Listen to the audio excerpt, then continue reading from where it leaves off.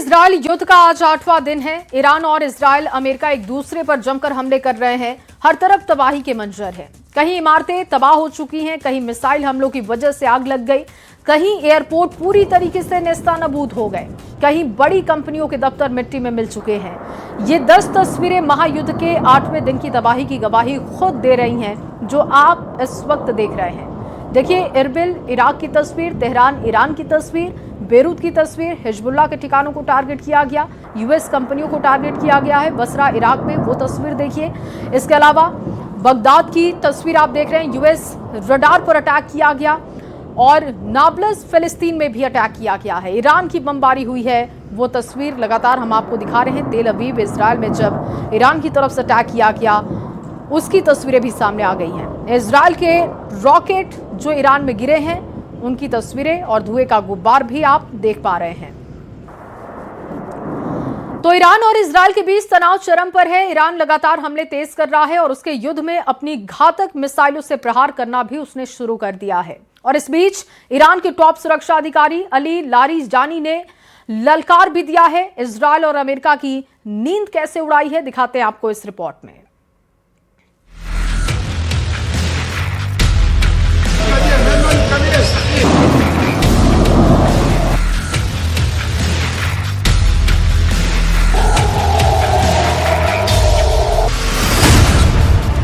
बदले की आग में सुलगता ईरान,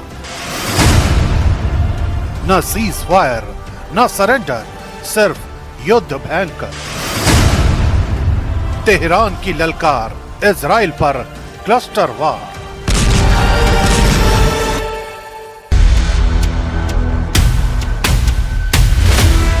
महायुद्ध में ईरान अब पूरी तरह से आक्रामक मोड में है। सुप्रीम लीडर अली खामेनेई की हत्या की आग में जल रहा ईरान सब कुछ तहस नहस करने पर आ गया है। ईरान पर न अमेरिकी राष्ट्रपति की चेतावनी का असर होता दिख रहा है, न ही उसे इजरायली अटैक की कोई परवाह है। वो बस प्रतिशोध की आग में विध्वंसक पलटवार करने में जुट गया है, जिसकी बानगी 6 मार्च को देखने को मिली, जब ईरान ने इजराइल पर क्लस्टर बमों से हमला कर दिया और हालात इस कदर गर्मा गए कि पूरा पश्चिम एशिया फिर बारूद के ढेर पर खड़ा हो गया।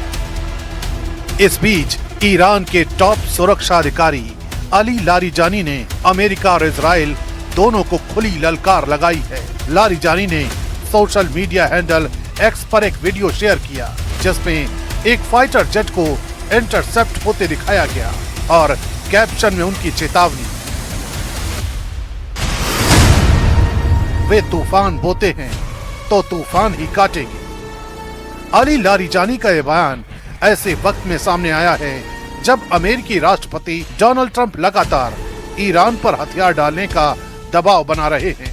लेकिन खामेनेई की मौत के बाद ईरान के नेताओं के तेवर बदले हुए हैं, ज्यादा सख्त, ज्यादा तेज और बिल्कुल न पीछे हटने वाले।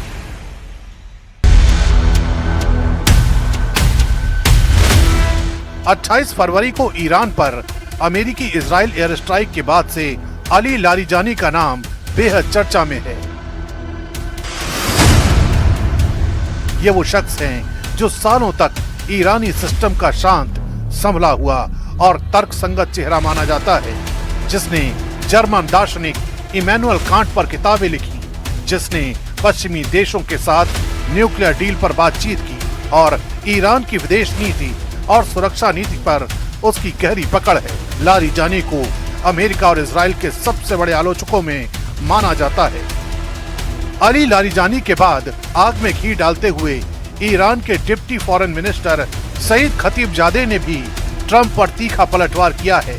उन्होंने कहा कि ट्रंप ईरान के नेतृत्व बदलाव की बात करते हैं, जबकि वो न्यूयॉर्क का मेयर तक नियुक्त नहीं कर सकते।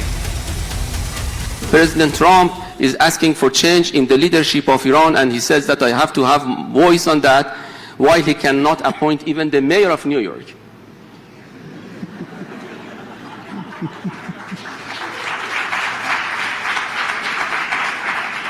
Can you imagine this colonial approach, that he would like to see democracy at home, but he would like to topple down a democratically elected president of Iran and assassinating other countries. Cluster bomb attack Larijani की ललकार और Trump पर तीखे हमले से अब एक बात तो तय है कि ईरान अभी अमेरिका और इजराइल के सामने झुकने को तैयार नहीं है। वो पूरी ताकत के साथ युद्ध के मैदान में उतर चुका है और इजराइल पर क्लस्टर बम से अटैक सिर्फ ट्रेलर मात्र ही था। ईरान के तरकश में अभी और घातक मिसाइलें और हथियार बाकी हैं, जिनका इस्तेमाल कर ईरान पूरे पश्चिम एशिया में तबाही मचाने को तैयार है।